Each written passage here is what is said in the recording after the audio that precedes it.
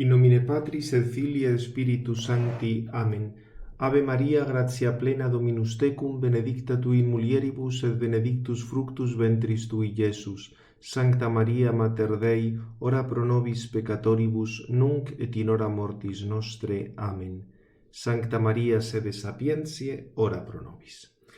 Bien, vamos a continuar con el estudio de estos autores, digamos, más o menos recientes en torno a lo sobrenatural. Habíamos visto ya lo de Delibac, que como recordáis salían muchísimas cosas, pero vamos a centrarnos en lo que tenéis que retener para el examen, porque hemos dicho mucho y evidentemente se puede profundizar, cada uno puede profundizar en lo que quiera, pero lo básico es esto. Acordaos que para Delibac la única finalidad del hombre es la visión de Dios que se halla inscrita en lo más profundo de su ser. Esta es la clave, y se manifiesta en el apetito natural de ver a Dios, pues entiende que de lo contrario la finalidad sería algo extrínseco. Sostiene que eso no supone que haya una obligación de que Dios conceda la visión, porque podía no haber otorgado al hombre tal finalidad. En el fondo, y donde está la cuestión es que para que el hombre pueda responder a la llamada de la gracia, tiene que estar ya dada en él esa finalidad, que siempre es iniciativa divina. Rechaza la explicación de la naturaleza pura, que según él sostiene que esos dones sobrenaturales son gratuitos, porque Dios podría haber creado una naturaleza humana sin ellos, e insiste en que Dios ha concedido la finalidad libremente. Admite que no se da una proporción entre la naturaleza humana y la visión de Dios, pero no obstante sigue afirmando que es su fin inscrito, la visión, pues en el caso de la naturaleza humana no podemos hablar como en el caso de las otras naturalezas, en las que hay proporción entre el fin y la naturaleza. O sea, como veis, él dice que este fin está inscrito, pero no puede ser proporcional a la naturaleza porque tenemos la libertad, tenemos el carácter espiritual y eso hace que sea distinta. ¿Cuál es el problema? Pues que parece reducir la gratuidad de la gracia a la de la naturaleza.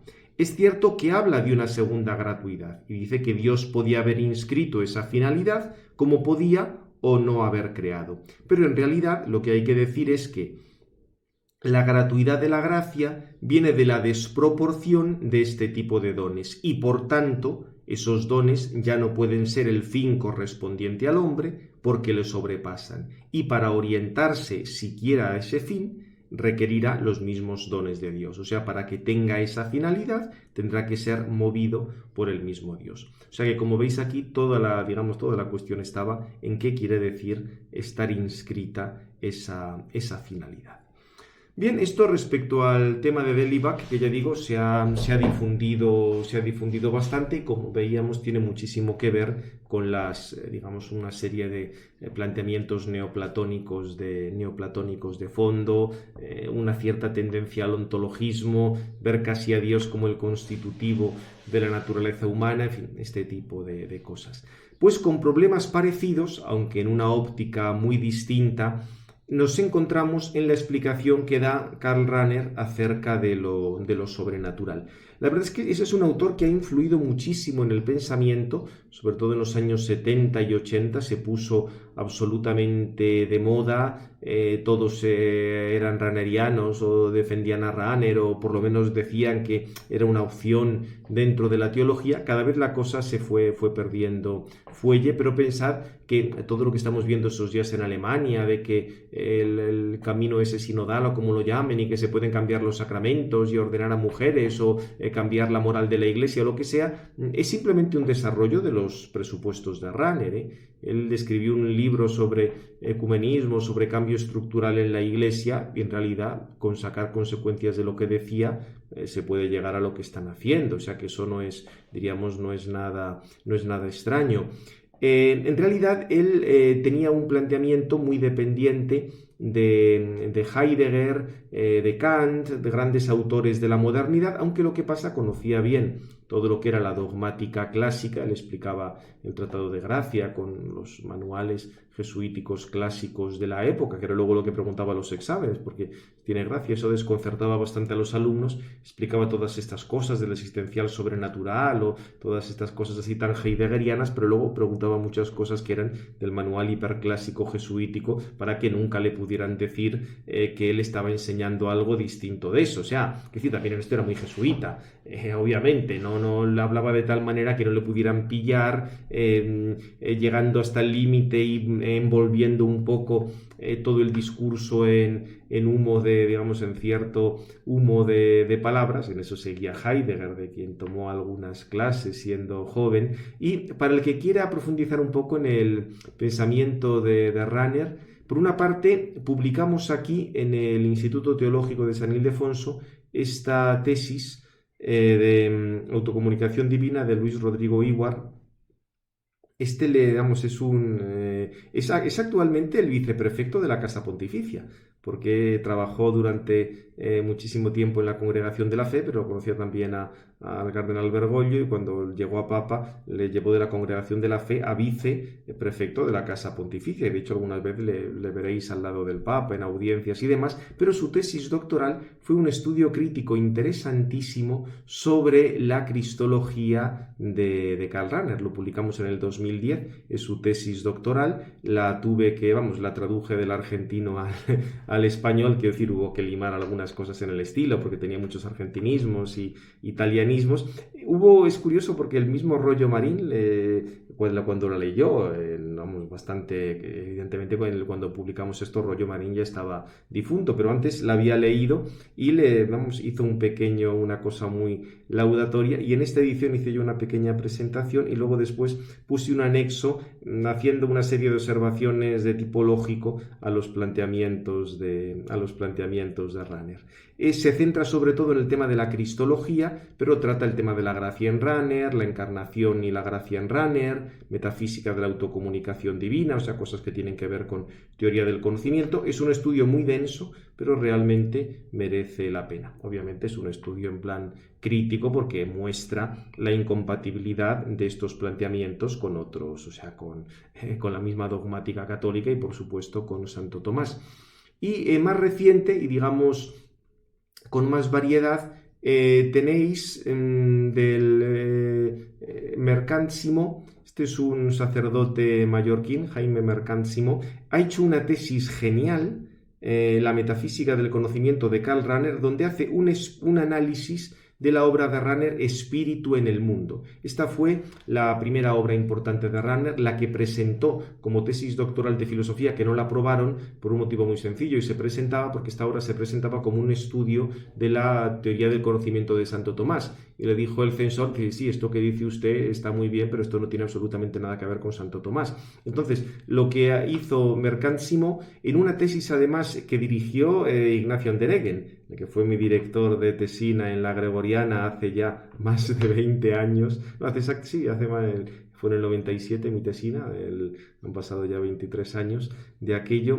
Andereggen me dirigió mi tesina y ha dirigido luego a Jaime Mercánsimo. Creo que la ha defendido en la parte de filosofía de la Universidad Abad Oliva de Barcelona. Una tesis genial porque es el análisis de este libro, Espíritu en el mundo, donde se ha tomado la molestia de analizar todos y cada uno de las citas que hace Rahner de Santo Tomás en esta obra. Digamos, va analizando la obra, o sea, como Rahner presenta su obra como un estudio de la teoría del conocimiento de Santo Tomás, pues lo que hace Mercánsimo es, vamos a ver todos los textos que cita de Santo Tomás, a ver si tienen algo que ver con Santo Tomás, y en efecto no tiene nada que ver con Santo Tomás.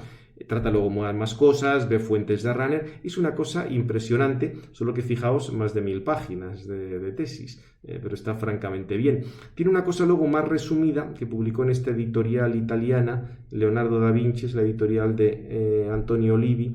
Ha muerto recientemente, es un filósofo italiano muy muy bueno de la filosofía del sentido común, con un sentido además de iglesia estupendo. Fue censor en la tesis de Mercánsimo, y en la editorial que tenía en Roma publicaron, aunque era en español, digamos como un resumen, los fundamentos filosóficos de la teología trascendental de Karl Rahner. Como veis, ya solo son 240 páginas, pero para el que quiera tener un resumen todavía más breve, publicó en la revista Pensamiento, y esta la podéis descargar, perdón, en la revista Espíritu, esta la podéis descargar en cualquier momento, este artículo se puede descargar en Espíritu, es la revista de la Valmesiana en el 2015. Este articulito, que ya veis, no llega un poco más de 60 páginas, con la cuestión del ser en la metafísica cognitionis de Karl Rahner. Sale aquí lo fundamental. Es muy interesante en la introducción porque se dice hasta qué punto Rahner marcó toda la teología de su época. Fijaos lo que decía Metz, otro autor, digamos, del mismo tipo,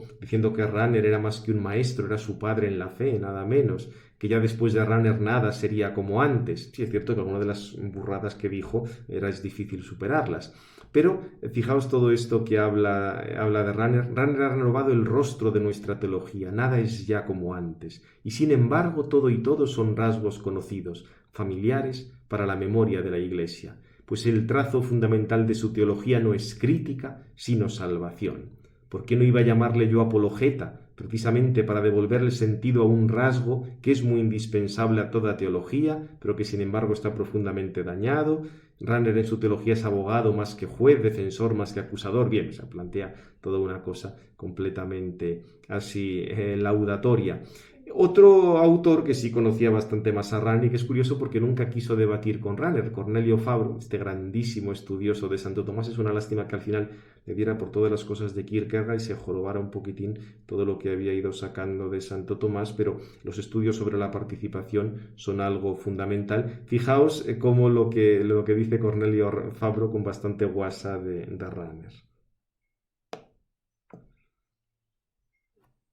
Rahner tiene a la escucha y en sujeción no solo a turbas de filósofos y teólogos, profesionales y diletantes olvidados ya de la vía Augustini et Toumei, sino que parece atemorizar a la misma jerarquía con el ariete de sus teologistes Schriften. Esos son los escritos de teología. Siento que se oiga tan mal esto. Que ya han invadido el mundo. Y si en la esfera de la autoridad responsable se puede generar una impresión de pánico y casi de tabú por un fenómeno de tal modo desconcertante, parece por otra parte y es noticia de dominio público que la obra de Rahner ha gozado y goza del favor hasta de alguna comisión episcopal y que él ha sido saludado como Navas Praeceptor Germaniae.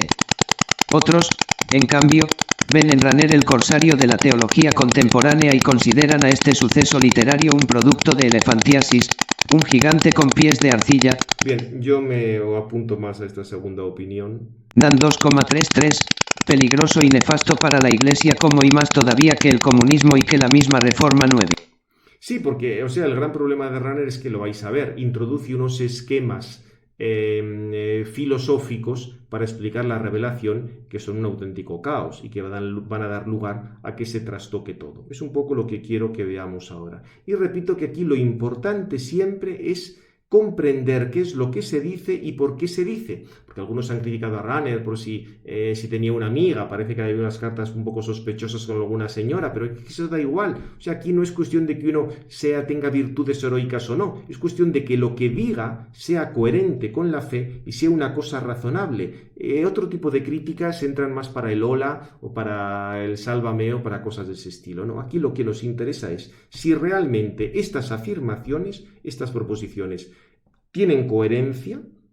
Tú las puedes relacionar coherentemente con la razón, las puedes relacionar con la fe o no. Y la respuesta, como vamos a ver, va a ser que no. Pero vamos a ir estudiando cada una de estas cosas.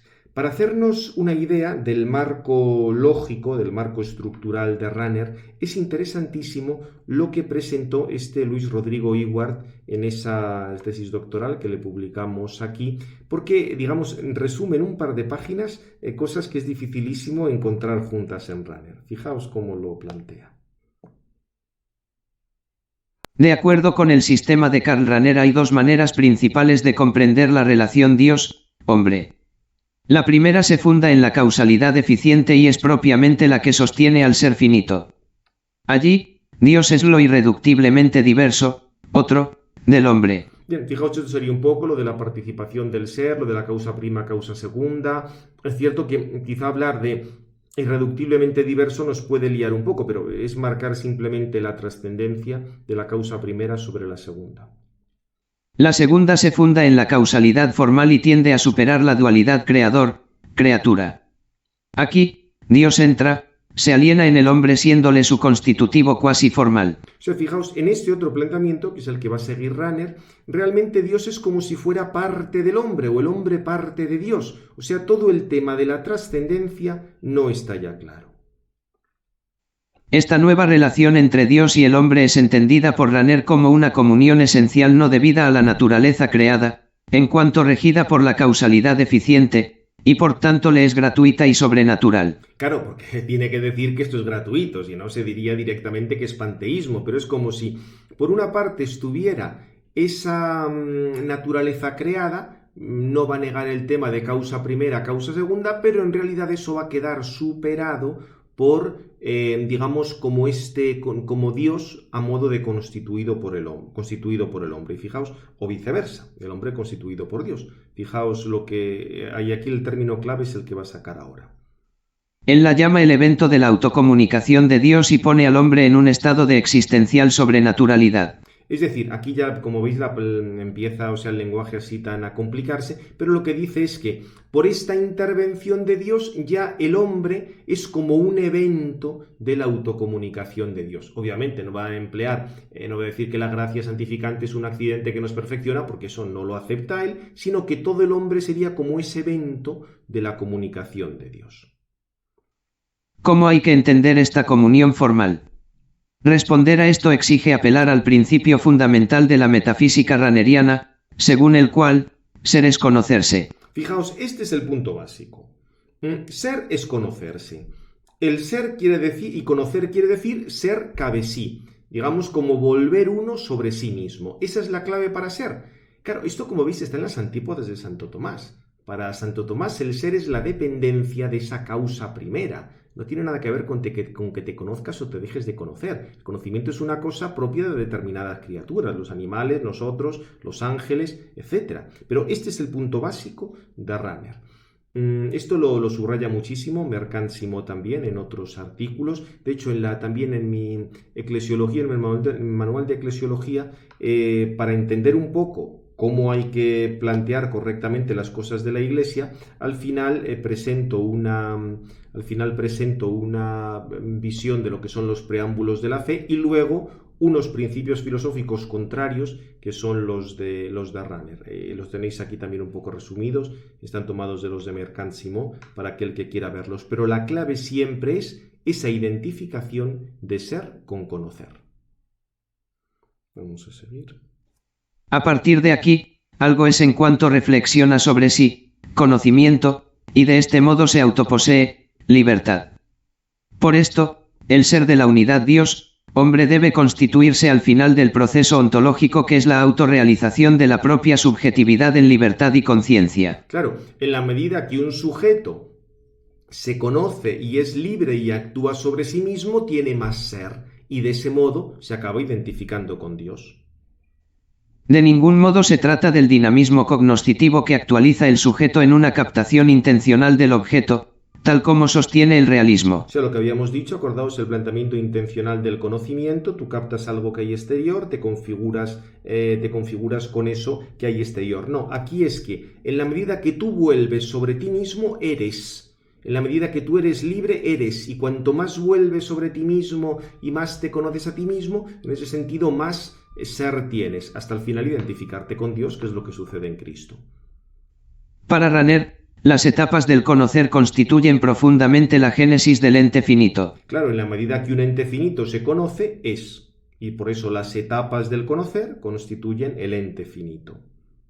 Dios se une, entonces, sobrenaturalmente con el hombre cuando entra en el círculo de su conciencia de tal modo que, para el hombre optar por sí mismo, es decir, poseerse libremente, y así realizar su propia subjetividad, implica también poseer a Dios. Es decir, en la medida en que alguien realiza su propia subjetividad, opta por sí mismo, ya está unido a Dios. Con esto, con lo cual, el que uno haga, digamos, el uno que cree en Cristo, vaya a misa, reciba los sacramentos, son cosas completamente secundarias, porque poseer a Dios va a ser en la medida que tú optes por ti mismo, actúes responsablemente en la sociedad, etc. ¿Entendéis? Por eso, como todas las teologías de la liberación han dependido de Rahner. ¿Qué hay que hacer para salvarse? salvarse, no es cuestión de seguir a Cristo, obedecer el Evangelio, recibir los sacramentos, no es cuestión de actuar con responsabilidad en la situación social que tenemos, que lo entendieron aquellos movidos por Moscú como apuntarte a guerrillas marxistas, pero el fundamento es este, o sea, está clarísimo.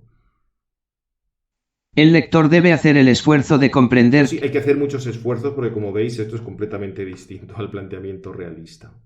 Que antes de aferrarse en conciencia. 11. La vocación a un fin que supera la naturaleza. 473. Y libertad. El hombre está aún en devenir, sin haber todavía acabado su esencia humana. O sea, como veis, para Rahner no es que tú tengas una esencia, una naturaleza y realices determinados actos, no, es que los actos son los que te dan la esencia humana. O sea, aquí no es el operar el que sigue al ser, sino el ser el que sigue al operar. Primero es el operar y luego es el ser. Que por otra parte, acordaos, esto estaba ya en Plotino. En Plotino el uno primero decide y lo que decide, una vez que decide ya ser, viene todo lo demás, pero primero está la libertad y luego está el ser. O sea, esto tampoco es una, digamos, no se lo inventa completamente él, esto había bases en la filosofía anterior, por no entrar en el idealismo de Hegel, o sea, hay una dependencia de Hegel clarísima en Rahner. Por lo mismo, una vez ocurrida la autodonación divina en el devenir existencial humano, llegar a sí mismo es siempre llegar a Dios.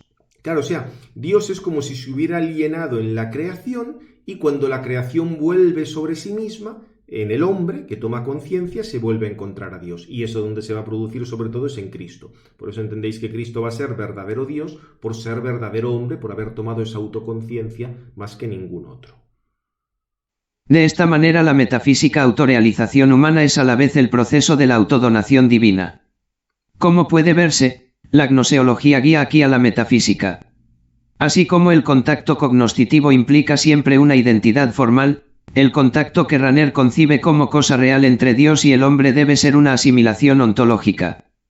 Pero esto, de tal modo que los términos asimilados se autorrealizan no en el orden intencional sino en el orden metafísico por razón de la misma operación unificativa. O sea, acordaos, nosotros habíamos dicho que tú cuando conoces un burro te asimilas intencionalmente a un burro, no es que te conviertas físicamente en un burro. Si tú has dicho que el conocer es ser, conocer de un burro quiere decir ser un burro, conocer a Dios quiere decir ser Dios. Dios se historiza y el hombre se sobrenaturaliza y ambos simplemente allí son en el proceso de autoconciencia y autoaceptación que genera al hombre como evento de Dios. O sea, veis, por tanto, Dios, por así decir, sale de sí en la historia, se desenvuelve en la historia y en la medida que el hombre vuelve sobre sí mismo, se convierte en lo divino porque el hombre es un evento de Dios. Rahner ha ontologizado con ello la adecuación sujeto-objeto presente en todo proceso cognoscitivo. O sea, como veis, se ha pasado. Claro, si tú identificas el ser con el conocer, te guste o no te guste, acabas llegando a estas cosas. Mientras para el realismo, la pregunta por la adecuación intellectus et rei viene después de responder a la gran cuestión sobre el ser. O sea, fijaos, para el realismo, o sea, lo que hemos visto nosotros, primero tenemos esa participación de Dios por el acto de creación, lo de causas primeras, lo de lo intervienen las causas segundas, y luego determinados entes, como nosotros o los animales, podemos conocer. Y se da la adecuación del entendimiento de la realidad. Sin embargo, para Rahner no es así. Rahner hace del preguntar, por el ser, en absoluto la base de su especulación.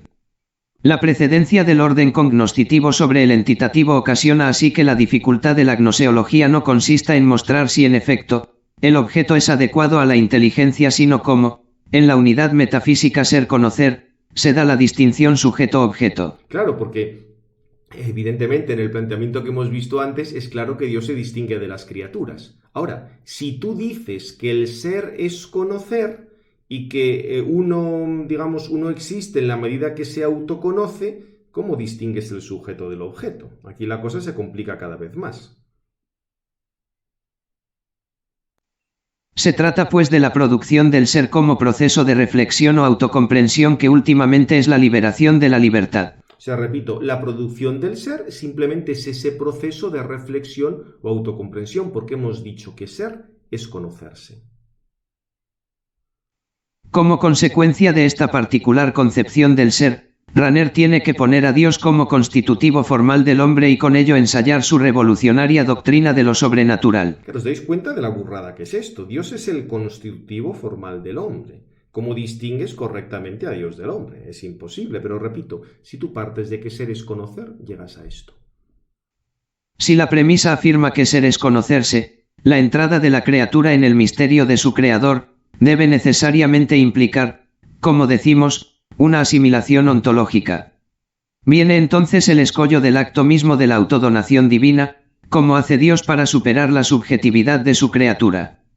La respuesta de Ranner emerge desde su telón de fondo metafísico, porque la criatura surge cuando Dios quiere ser no Dios su oposición. O sea, fijaos aquí, esto lo cita Ranner varias veces. Cuando Dios quiere ser no Dios, aparece la criatura y de una manera especial la criatura intelectual. O sea que la criatura intelectual sería como una forma de ser Dios negándose a sí mismo. A Dios le es constitutiva. Pero ¿cuál es el fin último del acto creativo? Resolver la oposición infinita en una infinita reconciliación. Es decir, Dios se ha negado a sí mismo, pero luego cuando la criatura toma conciencia vuelve otra vez a identificarse con Dios. O sea, como veis, esto es simplemente bautizar un poco cosas de Hegel. Por ello, la creación posee en su propio fundamento existencial una presencia formal de Dios, entendida dialécticamente, que Ranner expresa con el concepto de Borgriff, anticipación. Bien, el Forgriff los va a salir luego bastantes veces. Digamos, ya la criatura tiene, por así decir, esa presencia de Dios. Y esto Ranner lo va a desarrollar mucho desde el punto de vista del conocimiento, en cuanto que para conocer cualquier cosa, tú tienes que tener primero esa anticipación de Dios. Con lo cual volvemos otra vez al ontologismo. Para conocer un gato, primero tú tienes que captar ese horizonte infinito que es Dios.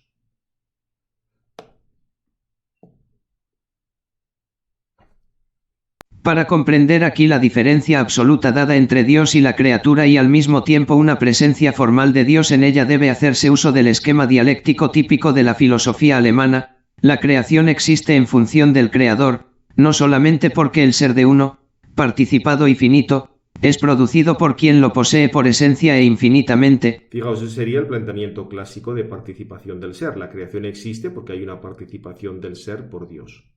Sino sobre todo porque existe la posibilidad de superar su diferencia. Es decir, hay que superar la diferencia entre creador y criatura. No sé si os dais cuenta de la burrada que es esto.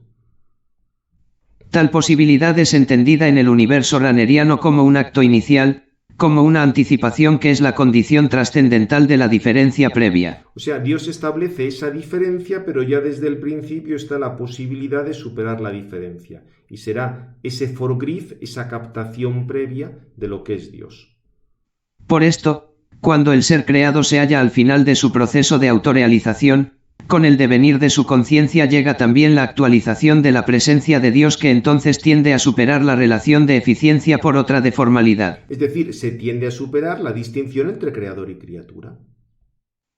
La divinización humana está constituida en Ranner no por la irrupción de lo divino desde afuera de la creación, del hombre, sino desde su más honda interioridad. Claro, porque ya hemos dicho que la creación en el fondo es el mismo Dios, pero en estado de negación, con lo cual hay que negar la negación y ya tienes otra vez a Dios.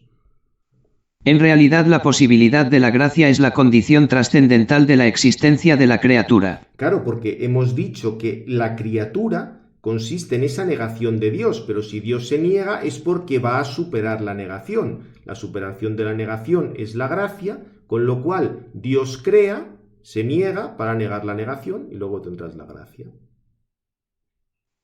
Con esto, Ranner inmanentiza el misterio y pone a la gracia en el plano de la substancia, creada. Claro, o sea, creo que es, dentro del lío hegeliano que es esto, creo que es bastante claro. O sea, lo alucinante es que esto no fuera condenado en el primer momento. Es curioso, pero claro, aquí también se ve ya un poco la situación en los años 50. En el Santo Oficio en Roma se daban cuenta de que la cosa esta no acababa de funcionar, le prohíben a Ranner publicar, pero no sacan ningún texto, ningún documento donde digan explícitamente dónde está el error. La cosa creo que no era tan complicada. O sea, pensad que Espíritu en el Mundo está publicado en los años 30, Oyente de la Palabra luego en los años 40. No sé si recuerdo incluso Espíritu en el Mundo, no, me parece que ya estaba en los 40. En cualquier caso, nos movemos en los años 40.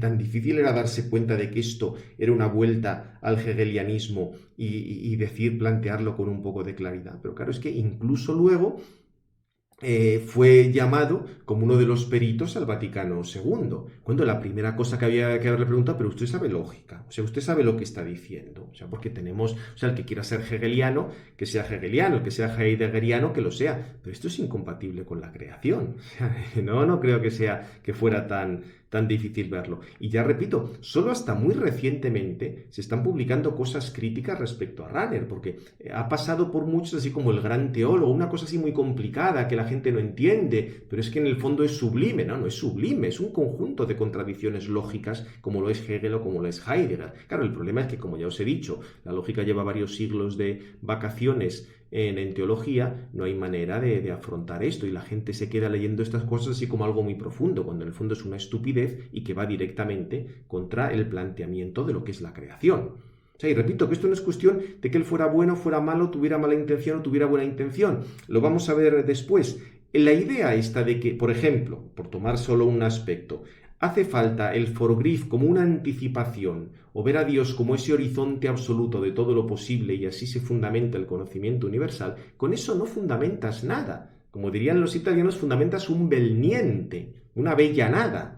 Es todo una tomadura de pelo, es toda una tomadura de pelo lógica. Estos hablan del infinito como si hablaran de peras y manzanas, o sea, como si Cantor, Russell, Hilbert, Gödel, Quine no hubieran existido. Y luego hablarán de ciencia. Y luego decían los de la Nouvelle Théologie, como veíamos el otro día, que había que estar atento a la ciencia. Estos están todavía más allá del siglo XVIII. O sea, como mucho esto no sé, la ciencia será Newton o la enciclopedia o algo de eso. Repito, o sea que no es cuestión de que entremos en si tenían buena o mala intención. Que en fin, eso sería otro campo, pero ahí no entro. Sino en si son cosas coherentes o incoherentes. Bien, pues dichas estas cosas, profundizando un poco esto es el resumen que hace Ewart sobre la autocomunicación, o sea, sobre la autocomunicación divina en general. Ese es un poco el resumen. Pero diríamos, hablando más explícitamente de lo sobrenatural, en Oyente de la Palabra, explica, digamos, trata de hacer como una filosofía de la religión y cómo entiende, según todo esto, la apertura a Dios. Rahner explica que hay una apertura del hombre al ser en general y que dice que eso es lo mismo que el hombre es espíritu. Lógicamente, acordaos que para este ser es conocer. Fijaos que nosotros lo que hemos dicho es completamente distinto. El ser espíritu quiere decir que nosotros sí tenemos materia. Pensad un ángel que es espíritu puro o el aspecto espiritual del alma. Quiere decir que en ese punto no hay materia y por tanto quiere decir que no hay unas partes fuera de otras y puedes volver sobre ti mismo. Y a partir de ahí podrás conocer el ser en general, pero no es que el ser en general te haga ser espíritu, sino que ser espíritu es lo que te permite conocer el ser en general. Pero si estamos con ese lío de que ser es conocer, pues ya no hay nada más que decir. Digamos que sin seguir a Rahner en todas sus reflexiones acerca del conocimiento, es muy interesante lo que dice cuando explica que la condición de posibilidad para abstraer, para conocer el ser en general, es pasar del conocimiento singular, de la percepción sensible, al concepto. Bien, eso es lo que siempre ha dicho el planteamiento clásico. El conocimiento de una acuidad, de una esencia, sería como una nota que existe más allá de un determinado individuo. O sea, tú para conocer los gatos, conoces, por así decir, el ser gato, en este otro gato, en este otro gato. Con lo cual, esa nota, en este caso el ser gato, tiene una ilimitación. Y dice Rahner que esa ilimitación, el poder aplicarlo a uno, a otro, se experimenta al captar el límite de la acuidad en su percepción sensible. Ya como veis es una manera un poquitín así abstrusa de explicar, y lo que dice es que para captar dicho límite es preciso que el acto rebase al individuo aprendido y que vaya más allá, que se dé una anticipación. Fijaos que lo del más allá, eso ya lo habíamos explicado, cuando decíamos que el hombre es capaz de ir más allá de lo que sería un conocimiento sensible, más allá de lo que es este gato. La cuestión está ese más allá en qué consiste. Y aquí es donde vienen todos los líos. Porque Rahner explica que hace falta que se da esa precaptación, anticipación Vorgriff. Vorgriff es precaptación, griffen es agarrar con la mano, como un preagarrar antes de conocer algo. Lo que pasa es que para Rahner esto no puede ser otro objeto particular, pues haría falta otra precaptación, y aquí ya es donde viene el lío. Rahner establece que tiene que haber una anticipación respecto al ser como ámbito absoluto de los posibles objetos, y ya apaga y vámonos, porque esto es lo que te da lugar en lógica a todas las antinomias. O sea, como tú pretendas que tienes que captar un conjunto infinito donde estén todos los posibles objetos, caes en todas las paradojas de Cantor, de Russell, de cualquiera de estas cosas. Porque digamos, la noción de horizonte, el ser como ámbito absoluto de los posibles objetos, es una cosa absurda. Tenemos a Dios como el mismo ser subsistente, pero Dios no es el ámbito absoluto de los posibles objetos, es la causa del ser de los posibles objetos. O tienes el ser en general, que es es algo que produces tú, es un concepto que produces tú, en cuanto que lo puedes aplicar de manera indefinida, pero esto es absurdo, ámbito absoluto de posibles objetos, como diremos luego.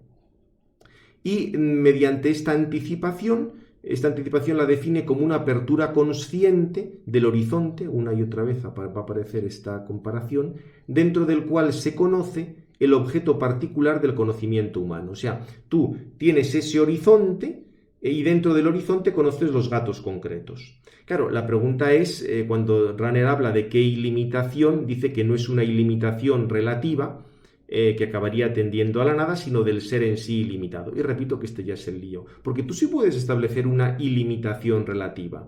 La ilimitación relativa sería el +1, el que tú puedes ir siempre más allá, el que tú puedes buscar otra nueva diferencia, el que puedes establecer una nueva especie. O sea, eso era la clave del conocimiento intelectual y del conocimiento universal, como habíamos dicho. Pero no es que tú tengas que captar un horizonte infinito de todos los objetos posibles, eso es una cosa completamente absurda.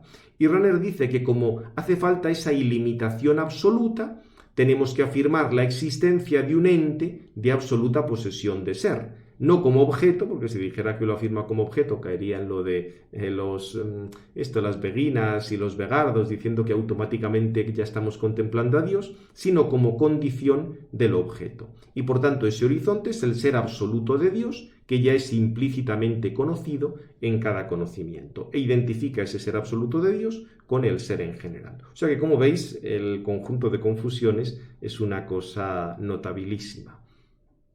Bien, eso es lo que va a denominar el método trascendental. Va a decir que es estudiar la condición de posibilidad de nuestro conocimiento, un poco en el sentido kantiano, y dirá que hay un conocimiento a priori, incomprensible, inexpresable, que es la condición de posibilidad para todo lo que viene después, que en ese sentido lo que viene después siempre va a ser secundario. Por eso lo vais a entender inmediatamente. Si todo el mundo tiene ya ese a priori, esa comprensión de Dios, el que uno sea budista, sea cristiano, sea musulmán, sea judío, son ya cosas completamente secundarias. Bien, y eso es lo que llama Rahner la experiencia trascendental, que luego esa experiencia lleva a un conocimiento más concreto, más expresable, más comprensible, pero siempre dependiendo de esa experiencia trascendental previa. Bien, y esto luego tiene una aplicación en la teología, que es el tema del existencial sobrenatural, porque claro, la cuestión está cómo salvamos aquí que lo sobrenatural es gratuito. O sea, negar eso directamente ya era un poco fuerte, en eso sí que hubiera intervenido ya el Santo Oficio. Y viene a decir que, bueno, sí, podemos hablar algo de la naturaleza humana como un concepto residual, Restbegriff, como veis, las cosas dichas en alemán parecen más sofisticadas, pero es la misma tontería dicho en alemán que dicho en otra lengua. Y la naturaleza queda elevada mediante un existencial sobrenatural que afecta a su ser. Él dice que quiere mantener la diferencia entre naturaleza y gracia, pero como veis, el hombre ya es ese existencial sobrenatural. ¿Qué te dice el existencial sobrenatural? Que la trascendencia del hombre es elevada por Dios, de manera gratuita, como condición de posibilidad para la aceptación. Fijaos, es un poco parecido a lo que había dicho Delibac, cuando había dicho que para que tú puedas responder a la gracia tienes que tener primero como ese apetito natural de ver a Dios. O sea, es como un cierto ontologismo aplicado a la naturaleza. Para tener libertad primero tienes que captar a Dios o todo esto. Y por eso dice, fijaos que lo resume muy bien en esta frase Rahner, la autocomunicación de Dios misma no solo está dada como don, sino también como la condición necesaria de la posibilidad de aquella aceptación de la dádiva que deja que el don sea realmente Dios mismo. Bien, aunque está un poco, digamos así, bastante, o sea, el lenguaje es un poquitín retorcido, pero la idea es que Dios tiene que habérsete dado para que tú puedas responder y que lo que tú recibes es el mismo Dios. Por tanto, nunca se va a poder diferenciar lo que depende solo de la naturaleza, lo que depende del existencial sobrenatural, y Rahner viene a decir que la trascendentalidad humana, sin más, podría tender asintóticamente al absoluto sin alcanzarlo nunca, pero como con el existencial sobrenatural, ya el espíritu está llevado por Dios mismo. Claro, el problema es que, evidentemente, esta afirmación, o sea, para establecer la distinción entre naturaleza y gracia, o del existencial sobrenatural y la naturaleza, es una afirmación, diríamos, de tipo categorial, con lo cual queda superada por esa experiencia trascendental. O sea que al final, como veis, todo es esa autocomunicación de Dios, tal como había explicado el párrafo este de Rodrigo Ewart en el que había indicado antes. Vamos a ver cómo define Rahner en el diccionario que escribió con Forgrimler, qué entiende él por existencial sobrenatural, porque esta es la clave para todos sus problemas en torno a la gracia. Existencial sobrenatural. Este concepto está basado ontológicamente en las siguientes proposiciones: el hombre, previamente a la justificación por la recepción sacramental o extrasacramental de la gracia, se encuentra incluido en la voluntad salvífica universal de Dios. Fijaos, esto es correcto. Antes de que tú recibas la gracia o antes de que alguien vaya a ser bautizado, Dios quiere la salvación. Dios quiere la salvación de todos, Cristo ha muerto por todos. Hasta ahí bien. El problema es que, ¿qué quiere decir estar incluido? Porque como para Rahner, acordaros, el ser se identifica con el conocer, el que Dios quiera ya esa justificación quiere decir que todos están ya justificados. El hombre se encuentra ya siempre como redimido y absolutamente obligado al fin sobrenatural. Fijaos, aquí ya la cosa empieza a liarse. El hombre ya está siempre como redimido. Bueno, hasta que no recibes la gracia no estás redimido. ¿Que estás obligado al fin sobrenatural? Sí, en el sentido de que no hay otro fin ahora más que el sobrenatural. Ya veremos un poco lo que se puede decir del tema del limbo. Pero quiero decir que ahora o alcanzas el fin sobrenatural si respondes a la gracia, o te quedas con las ganas, o te vas al infierno porque has rechazado a Dios. O sea que sí que estamos obligados al fin sobrenatural, pero no quiere decir que estemos ya redimidos. Y fijaos, ahora viene la clave del problema.